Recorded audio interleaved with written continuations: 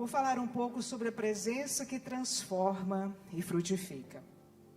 Está em João 15, eu não sei se passaram aí para o pessoal, João 15, do versículo 1 até o 16. Se não, eu já vou adiantar aqui. Eu sou a videira verdadeira, assim, e o meu pai é o agricultor. Ele corta todo ramo que estando em mim não der fruto, e poda todo aquele que der fruto, para que dê mais fruto ainda. Vocês já estão limpos pela palavra que tenho falado. Permaneçam em mim e eu permanecerei em vocês. Como um ramo não pode dar fruto por si mesmo, se não permanecer na videira, assim vocês também não podem dar fruto se não permanecerem em mim. Eu sou a videira e vocês os ramos. Se alguém permanecer em mim e eu permanecer nele, esse dará muito fruto, por sem mim vocês não podem fazer nada. Se alguém não permanecer em mim, será como ramo que é jogado fora e seca. Tais ramos são apanhados, lançados ao fogo e queimados. Se vocês permanecerem em mim, e as minhas palavras permanecerem em vocês, pedirão o que quiserem e será concedido. O meu Pai é glorificado pelo fato de vocês darem muito fruto, e assim serão meus discípulos. Como o Pai me amou, assim eu os amei. Permaneçam no meu amor. Se vocês obedecerem aos meus mandamentos, permanecerão no meu amor.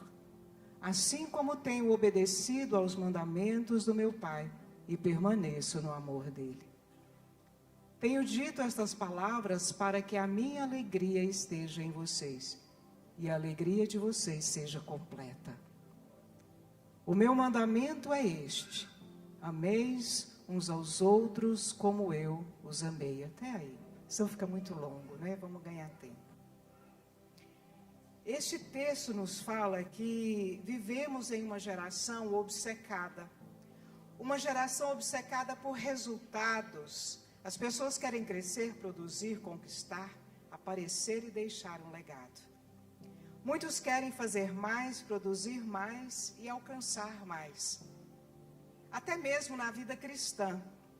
Muitas pessoas, nós medimos a nossa espiritualidade de acordo com aquilo que nós servimos a Deus. Se nós servimos muito a Deus, então eu tenho muita intimidade.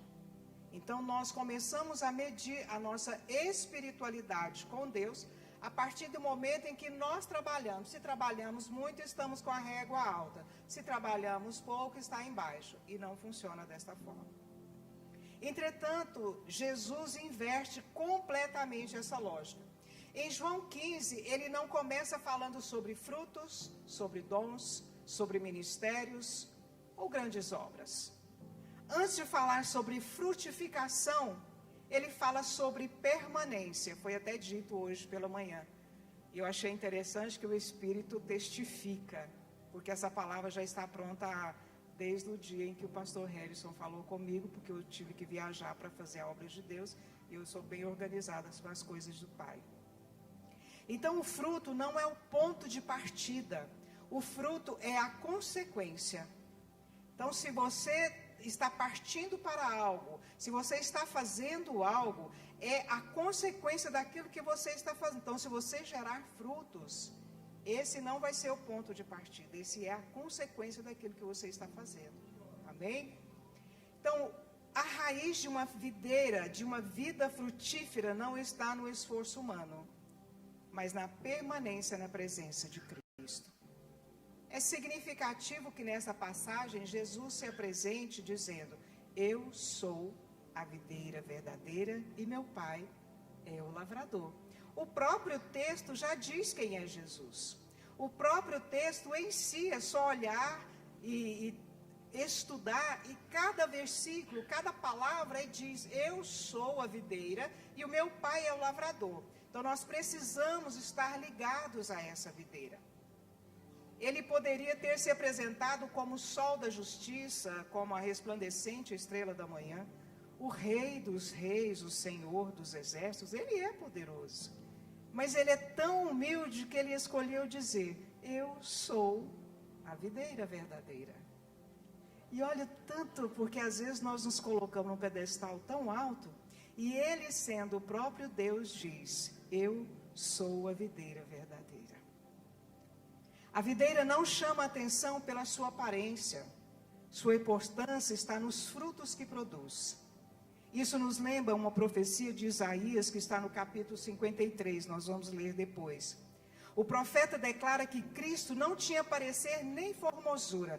Quando eu li isso aqui, eu fiquei encantada com o que diz Isaías 53, do 2 ao 9. É algo maravilhoso, porque ele descreve, ele profetiza quem realmente era, quem seria Jesus.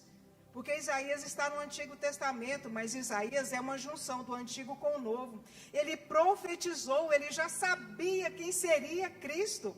E nós estamos aqui ouvindo a palavra de Deus, ruminando a palavra de Deus, assim, verbalizando a palavra de Deus, e às vezes nós não entendemos e sabemos quem é Jesus. E Isaías já profetizava lá atrás quem seria Jesus. Quem seria aquele que morreria por amor a nós? E eu fiquei encantada. Eu até coloquei aqui, quando eu passei meu esboço para a pastora Lia, a minha anotação é fantástico. Quando nós lemos, se você absorver, você vai ver a maravilha que é esse Deus, a maravilha que é essa videira verdadeira. É algo que entra dentro de nós e faz algo diferente, faz com que a nossa vida seja transformada, faz com que nós sejamos pessoas novas, o nosso vocabulário muda, a nossa postura muda, o nosso olhar reflete o olhar de Deus, a nossa voz passa a ser a voz de Deus, porque nós somos profetas nessa terra. A partir do momento em que nós entendemos quem é Cristo em nós e através de nós, há poder nas nossas palavras, há poder nas nossas mãos. Nós precisamos ler a palavra de Deus e trazer a existência nas nossas vidas e na vida de outras pessoas também. Amém? Então o profeta declara que Cristo não tinha parecer nem formosura para que os homens o desejassem. Aos olhos humanos não havia beleza exterior que impressionasse. No entanto, nele estavam toda a vida, toda a graça, toda a salvação e todo o poder de Deus. Eu falei: uau, que videira é essa? Que videira é essa? E eu, com os meus defeitos, com os meus carrapichos, ainda sou um ramo. Um ramo que está sendo melhorado. A cada dia nós somos os ramos ligados a essa videira. E às vezes nós não temos consciência de quem nós somos com Cristo e em Cristo Jesus. Às vezes as pessoas, eu sempre preocupei em pôr um nome composto nos meus filhos, para que não os apelidassem, porque eu sou conhecida no céu como Elenir. O meu nome lá continua sendo Elenir, se for mudado vai ser depois da glória. Mas quando ele olha para cá, ele vê a Elenir. Ele vê a Sara, ele vê cada um de nós. E as pessoas é que dizem quem nós somos, e nós esquecemos quem nós somos diante e dentro dessa videira nós somos os ramos. É uma videira, é uma árvore, e nós somos os ramos, nós estamos ligados a ela. Nós estamos ligados assim como as nossas veias, a medula, todos os nossos órgãos internos, estão todos intercalados. Nós precisamos entender quem nós somos em Cristo Jesus. A videira também não impressiona pelo tronco. Ela existe para sustentar os ramos e produzir frutos. Os frutos não existem porque os ramos permanecem ligados à videira. Eles só permanecem porque estão ligados. Se nós sairmos da videira, acabou. Até mesmo a nossa vida é perdida. Então essa é uma das maiores verdades do reino de Deus. O cristianismo não é sustentado por desempenho, mas por permanência. Não existe transformação sem comunhão. Não existe crescimento espiritual sem intimidade. Não existe fruto verdadeiro sem a presença de Deus. Muitos querem os frutos do Espírito, mas poucos desejam permanecer na presença que produz esses frutos. Ninguém acorda de manhã e fala: hoje eu vou pescar um ali, né? Hoje eu vou ganhar uma alma. Não. Tudo é gerado dentro de nós através do Espírito de Deus. Através de Deus, Ele dentro de nós, porque nós somos templo e morada, não somos templo de visitação. Através desse amor derramado em nós, quando nós olhamos para outra pessoa, e nós já experimentamos tanto de Deus que nós queremos transbordar na vida do outro.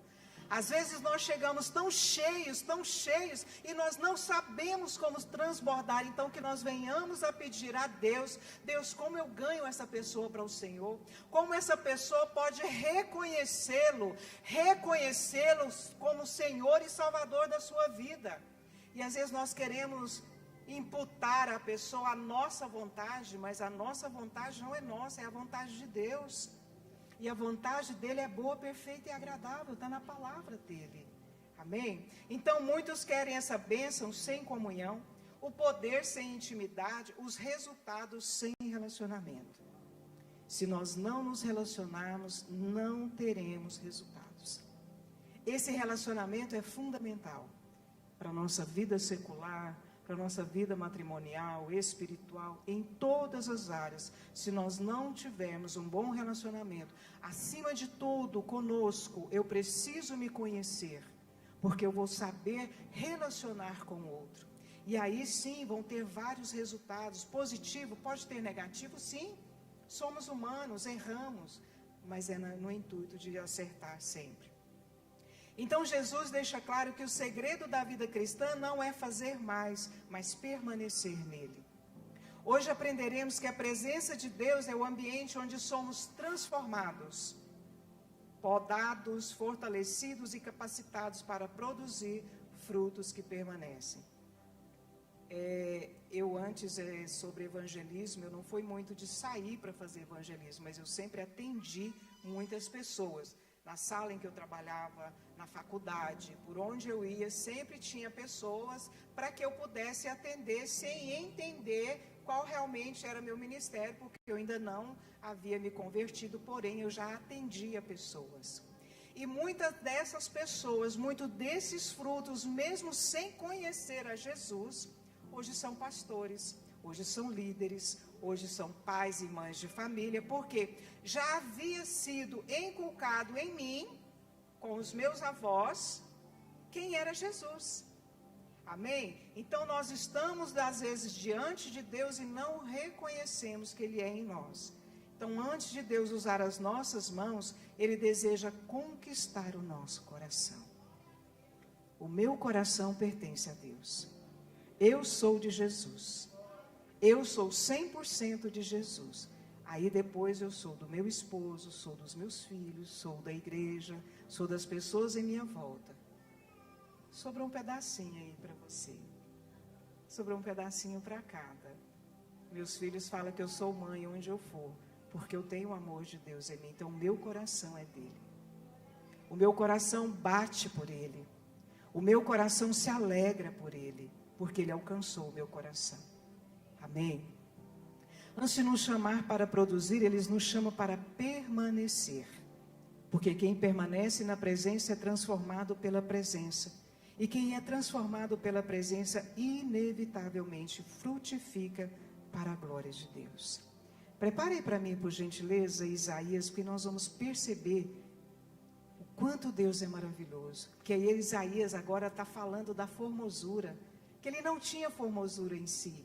Não tinha por que os homens o adorassem, o acreditassem nele. Mas aí quando você lê Isaías 53, do 2 ao 9, você vê essa profundidade da comparação de Isaías. Vamos lá.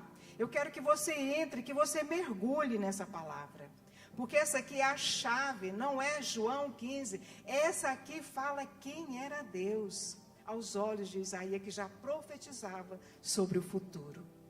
Ele cresceu diante dele, Jesus cresceu diante de Deus, como um broto tenro, uma árvore qualquer, e como raiz de uma terra seca. Ele não tinha nenhuma beleza ou majestade que nos atraísse. Nada havia na sua aparência para que o desejássemos. Foi desprezado e rejeitado pelos homens, um homem de dores e experimentado no sofrimento. Como alguém de quem os homens escondem o rosto, foi desprezado e não o tínhamos em estima. Certamente ele tomou sobre si as nossas enfermidades e sobre si levou as nossas doenças. Contudo, nós o consideramos castigado por Deus, atingido por Deus e afligido. Ele, porém, foi traspassado por causa das nossas transgressões e esmagado por causa das nossas iniquidades. Olha que tremendo isso. O castigo que nos trouxe a paz estava sobre ele, e pelas suas feridas fomos curados. Olha que Deus maravilhoso. Todos nós, como ovelhas, nos desviamos, cada um de nós se voltou para o seu próprio caminho, mas o Senhor fez cair sobre ele a iniquidade de todos nós. Ele foi oprimido e afligido, contudo, não abriu a boca como cordeiro, foi levado para o matadouro. Como uma ovelha fica muda diante dos seus tosqueadores, não abriu a boca. Com julgamento opressivo ele foi levado. E quem da sua geração se importou? Pois ele foi eliminado da terra dos viventes. Por causa da transgressão do meu povo, ele foi golpeado. Foi-lhe dado um túmulo com os ímpios e com os ricos na sua morte, embora não tivesse cometido violência, nem houvesse engano algum na sua boca. Eu falei, gente, que texto maravilhoso. Eu me apaixonei mais ainda por Jesus, em ver como Isaías já sabia, profetizando que o Messias não seria admirado por sua aparência exterior, mas por aquilo que ele carregava no seu interior, ou seja, a vida de Deus. Eu fiquei maravilhada com esse texto. Maravilhada em ver, olha a profundeza com que Isaías, a intimidade que ele tinha, falou, gente, ele vai passar por isso por amor a nós. Da mesma forma, Jesus se apresenta como a videira. Jesus é a videira, nós somos os ramos, o Pai é o lavrador, e toda essa estrutura existe para o único propósito, gerar frutos para a glória de Deus.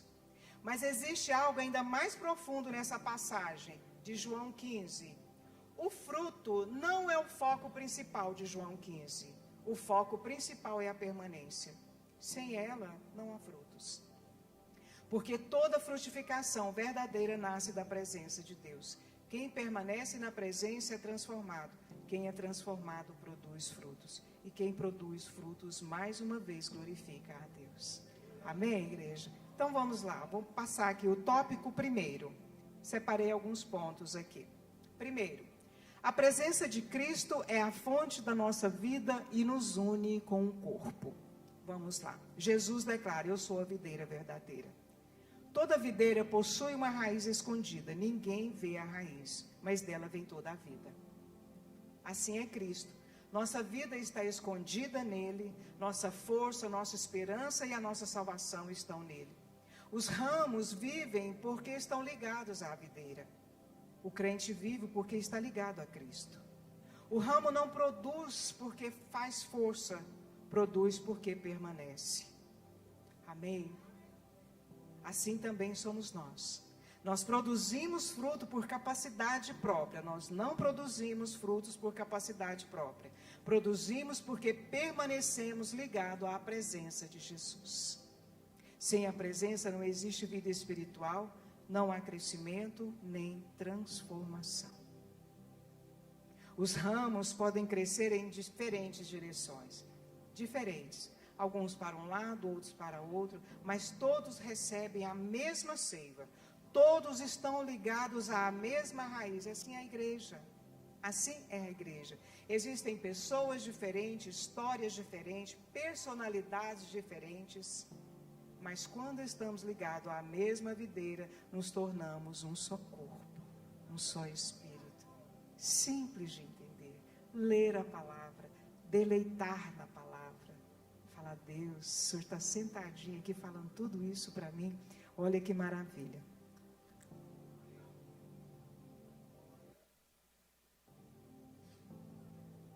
O centro da nossa unidade não é uma placa, não é uma tradição, não é uma denominação, é Cristo. É Cristo. Quanto mais próximo estamos da videira, mais próximos estaremos uns dos outros. Somos iguais. Ele não faz acepção de pessoas, nós sim fazemos acepção de pessoas, ele não. Segundo, o pai, o lavrador, cuida da sua vinha para gerar frutos. Jesus diz, meu pai é o lavrador. Deus não apenas plantou a videira, ele cuida, vigia, protege, rega, mas também poda. Nenhum lavrador cuida de sua vinha com tanto amor como Deus cuida da sua igreja. Quando Deus poda, não é porque abandonou, é porque deseja mais frutos. Ele remove aquilo que impede o crescimento, remove excessos, distrações e tudo aquilo que compete com a sua presença. Às vezes nós colocamos pessoas como centro de nossas vidas, mas o centro das nossas vidas é Jesus. Independente de quem quer que seja, se não for Deus, pode ter certeza que Ele vai podar. Ele vai tirar, porque Ele é Deus. Ele é Deus. Só Ele tem esse poder. A poda dói, mas produz frutos. Muitas vezes pedimos crescimento, mas Deus primeiro trabalha em nós. Porque antes de gerar frutos, Ele deseja gerar maturidade. Se não formos maduros para cuidar dos outros, para cuidar das pessoas em nossas voltas, em nossa volta, para cuidar de pessoas, para cuidar do outro como ser humano e não como coisa, como ser humano, nós seremos maduros. E essa maturidade nós vamos ter que passar por uma poda. Mas quando estamos ligados na videira, essa poda não dói tanto, né? Ela é mais amena. Vocês estão entendendo? Por isso que eu estou falando mais compassadamente, porque normalmente eu não ministro assim, mas Deus hoje deu uma quietada. Jesus ensina que de uma videira esperamos uvas. De um cristão esperamos evidências de Cristo. O fruto é a evidência da vida de Deus dentro de nós. Produzir fruto significa honrar a Deus, fazer o bem, manifestar o caráter de Cristo. Eu achei isso aqui tão assim, sem palavras, porque quando você produz frutos, você precisa honrar a Deus. Às vezes nós não honramos a Deus, nós desonramos.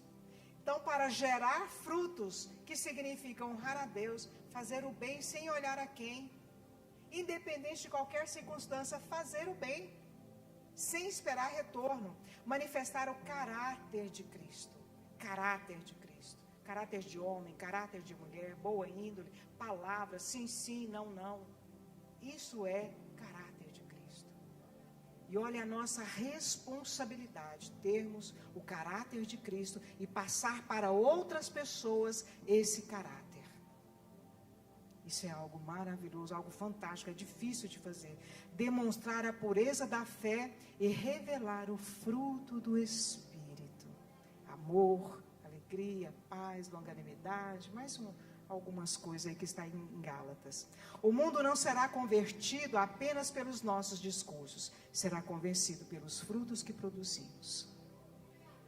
Terceiro, o segredo é permanecer, pois sem Cristo nada podemos fazer. Nada. Jesus repete várias vezes, permanecer em mim. Permaneça em mim. O segredo da vida cristã não é visitar a presença, é permanecer nela. Muitos querem a bênção, poucos querem comunhão. Muitos querem os frutos, poucos querem a raiz. Que a raiz gera compromisso. Nós precisamos de nos abster de algumas coisas, para que nós possamos gerar esses frutos e querer essa raiz. Mas Jesus mostra que tudo depende da permanência. Permanecei em mim e eu permanecerei em vós. Está no versículo de número 7. A comunhão nunca falha da parte de Cristo. Se existe afastamento, não foi porque Jesus saiu. Foi porque alguém deixou de permanecer. Amém? Então, permanecer significa buscar a Deus diariamente, amar sua palavra, cultivar intimidade, viver pela fé, ser guiado pelo Espírito Santo de Deus. Jesus faz uma das declarações mais impactantes da Bíblia: sem mim nada podeis fazer, nada. Ele não disse, sem mim fareis pouco, não. Ele disse, sem mim nada podeis fazer. E o que é nada? O que é nada, igreja? O que é nada? Então, sem Ele, nada nós podemos fazer. Dependemos de Cristo para tudo, para permanecermos firmes, vencermos, orarmos e produzirmos frutos. O ramo não depende da videira apenas para apoio, depende dela para receber vida. Sem Cristo não existe fruto, crescimento, nem mesmo vida espiritual. Quando eu trabalho com pessoas, eu acho que desde o ventre da minha mãe eu já trabalhava com os bebezinhos lá no berçário, meu pai. E é incrível quando você conhece uma pessoa que tem vida realmente espiritual e uma pessoa que aparentemente tem uma vida espiritual. Você conhece no olhar, você conhece no andar, você conhece no falar. E os meus filhos, eu cito muito os meus filhos porque eu não cito nenhum de vocês, eu cito aquilo que eu vivo. E meu esposo hoje também, né, agora ele já me conhece mais. E aí eles falam, mamãe, você tem um olho na nuca, eu tenho. Esse olhar é o do Espírito Santo de Deus. Porque eu tenho 360 com Deus. Porque essa vida eu decidi abrir mão da minha vida, da minha vontade para viver a dele. Porque a minha vida não tinha muita graça, não tinha muito sentido. O sentido era levantar, faculdade, trabalhar, criar filho e isso mais. Mas faltava algo dentro de mim, era essa espiritualidade. Então muitas pessoas chegam até Helenir dizendo, uau, eu falo, né, meu pai? Nós sabemos. Às vezes o meu esposo, eu falo para ele assim, eu falo, amor, isso aí é só mais uma semana. Ele fala, que é isso? Está enganada. E depois eu falo, amor, é só questão de tempo. Porque o que não é de Deus não permanece. Amém, igreja? Então, quando nós paramos, Deus me deu um sorriso e um abraço. Era o que Ele me deu desde pequenininha. Não cresci muito também. Mas o meu abraço, ele é verdadeiro. Porque eu falei, Senhor, se for do Senhor, eu aceito esse abraço. E é um abraço que cura. É um abraço que revela a pessoa para mim. Por quê? Para que eu interceda por ela. Isso é ter vida com Deus. Toda honra e glória é para Ele. Às vezes eu estou ministrando e Deus abre um leque sobre alguma pessoa, me dá nomes, me dá enfermidade. E eu tenho que ter um equilíbrio aqui em cima para falar para a pessoa o que Deus está me mostrando. Então não finja ser espiritual, porque Deus conhece. Então é melhor você ter uma vida 100% dedicada a Ele, para que você seja transformado, renovado, tudo em você seja avivado, alinhado, ajustado, para que você vá morar no céu.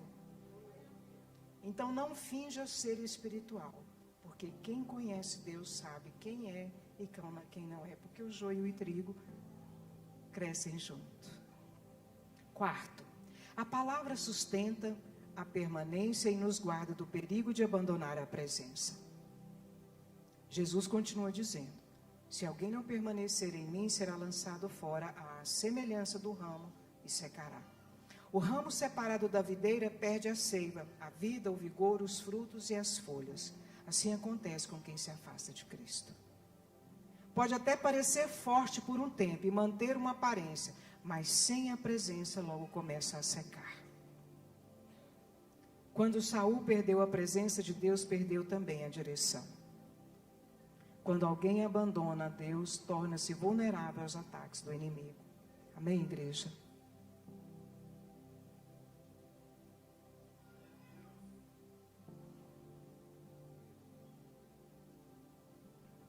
Quem me conhece sabe que eu tomo muita água.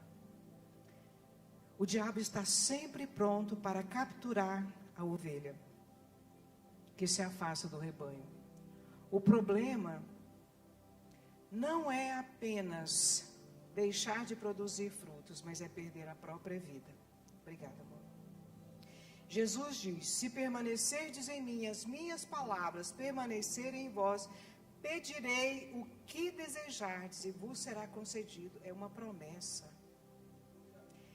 Se nós permanecermos na videira verdadeira e as palavras dele permanecerem em nós, está na palavra, não sou eu que estou dizendo. Pediremos o que desejarmos e nos será concedido. Está na palavra de Deus. Se estivermos alinhados com a vontade dele, nos será concedido. Então, Cristo habita onde sua palavra habita. A permanência em Cristo está diretamente ligado à permanência da palavra dentro de nós. Então, a palavra permanece e a fé cresce, a comunhão e a maturidade e os frutos aparecem. A palavra é o alimento dos ramos. Quinto, a presença gera discipulado, evangelismo e relacionamentos saudáveis. João 15 mostra que os frutos não são apenas comportamentais, são também testemunhais. Quem permanece em Cristo naturalmente deseja levar outros a Ele, assim como o evangelismo também. Os apóstolos não transformaram o mundo porque conheciam estratégias extraordinárias. Por que eles transformaram? Porque eles haviam estado com Cristo. Então, quem está com Cristo, se alguma pessoa aproxima de você, a vida dela também é transformada. O meu filho que mora nos Estados Unidos, tem um colega dele que ficou 2 semanas na casa dele, e ele já mora nos Estados Unidos, esse rapaz há algum tempo. E ele passando por algumas dificuldades, meu filho falou: não, vamos orar, nós vamos orar, porque meus filhos, eu e a minha casa, nós servimos a Deus. Nós já servimos a Deus, ele também já é pastor. E aí ele começou a declarar sobre a vida desse jovem, declarar, e ele com muita dificuldade. E aí o meu filho teve uns estresses esses dias, pressão, aumentou, e aí depois, graças a Deus, foi momentâneo, ele está bem.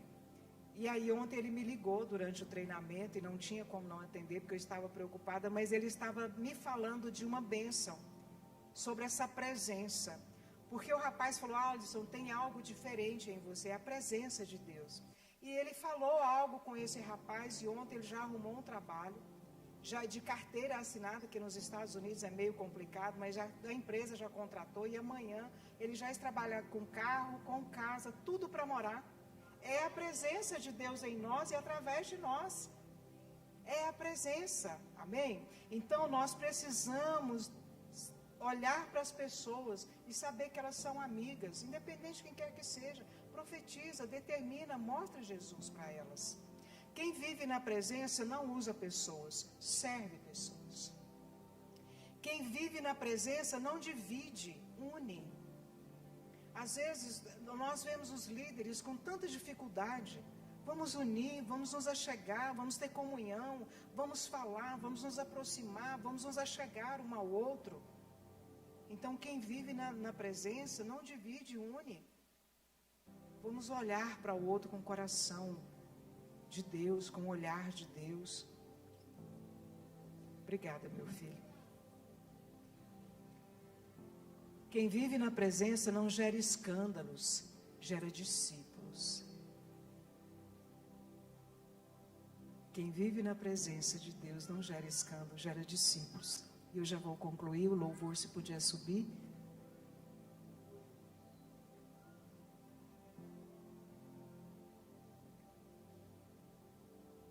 Esse negócio é bom demais.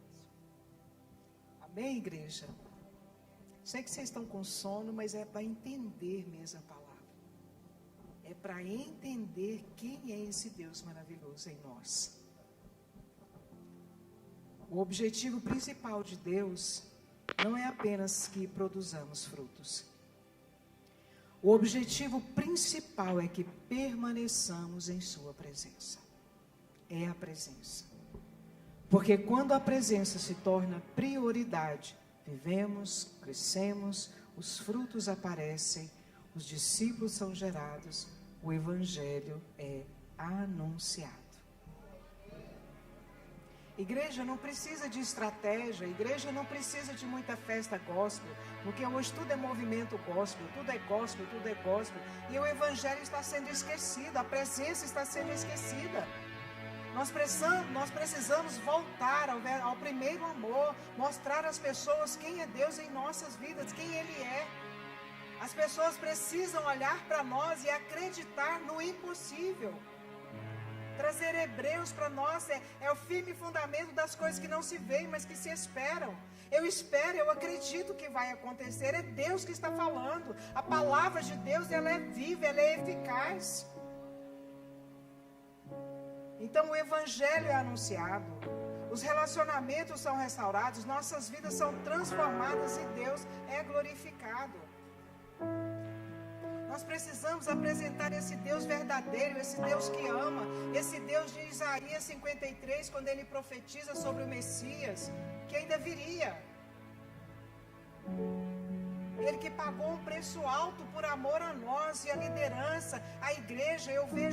Eu saio um pouco para ministrar fora e às vezes eu vejo as dificuldades dos líderes, falando, olha, Jesus está às portas, Ele está batendo e nós estamos dispersos. Mas que nós possamos,